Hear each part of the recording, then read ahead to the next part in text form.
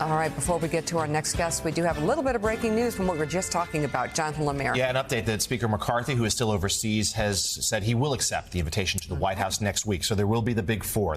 Speaker McCarthy, McConnell, Schumer, the President of the United States will all be there to start having these discussions about raising the debt ceiling, about the budget, and on the wake of Secretary Yellen's announcement that we could default as soon as June 1st. So significant for sure. While we're on the topic of Speaker McCarthy, joining us now, the President of the Council on Foreign Relations, Richard Haass. House Speaker Kevin McCarthy has been in Israel for the past few days, where yesterday he became the second speaker ever to address Israel's parliament. In his speech, McCarthy said his goal was to reaffirm the bipartisan support that Israel has in the U.S. Congress. But he also made headlines for something he said when speaking to the media after his address. Asked by a Russian reporter about future U.S. aid to Ukraine, McCarthy offered his strongest words yet on the war in Europe. Listen.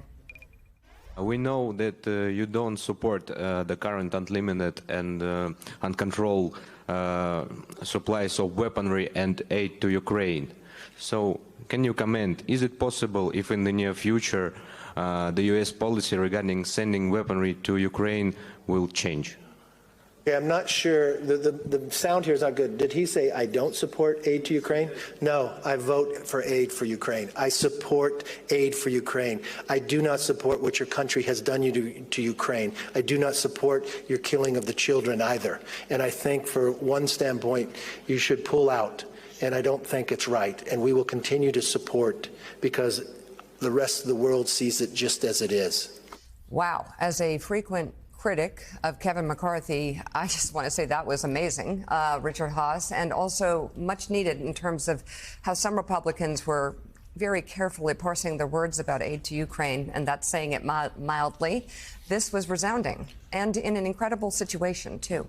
Well, it was good for several reasons. Yeah. One, it was a great message to Russia for them to hear, because if they're counting that the Republicans aren't going to support aid, they're wrong. Indeed, the administration is confident it has the votes when this comes up again, probably this summer or fall. It was also good that he said it in Israel. Yeah. Because Israel's been hedging its bets all along between Russia and Ukraine. So the fact that McCarthy was that clear, that black and white on this issue was actually good. It doesn't get rid of all the questions about whether we're going to have all the ammunition and equipment to send them. We can't sustain the rates that the war is using up. Doesn't solve problems of manpower for Ukraine. But as a political signal, really, really good. And I really liked that that was his message on foreign soil. We can debate spending, we can debate the continued aid, but when he is on foreign soil, he's united with the U.S. president. And it just harkens back to that moment where there was so much more bipartisanship in foreign policy, and it was nice to see that. It also points out the fact, John, that while Kevin McCarthy hasn't ever been as strong as he was there, that most Republicans, Mitch McConnell especially, the leadership of the Republican Party has supported Ukraine. There are those loud voices that we talk about all the time that have been talking about maybe pulling back entirely, or at least not making it a blank check in their words. But this really is broadly the position of the party. Yeah, no doubt. This is the strongest he has been in terms of supporting Ukraine and denouncing what Russia has done. I'll parse it a little bit, though.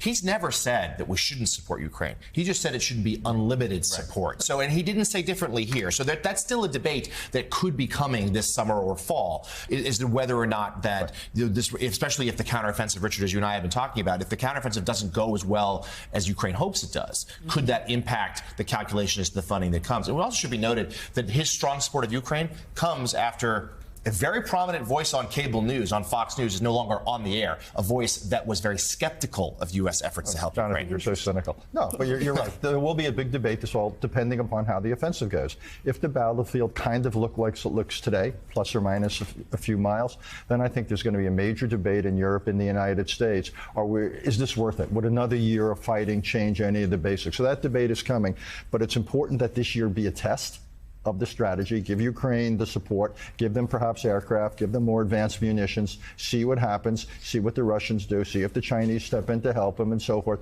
But I think it's close to inevitable we're going to have a first-order debate on Ukraine probably come late fall, early winter about where we're going there. Well, let's look.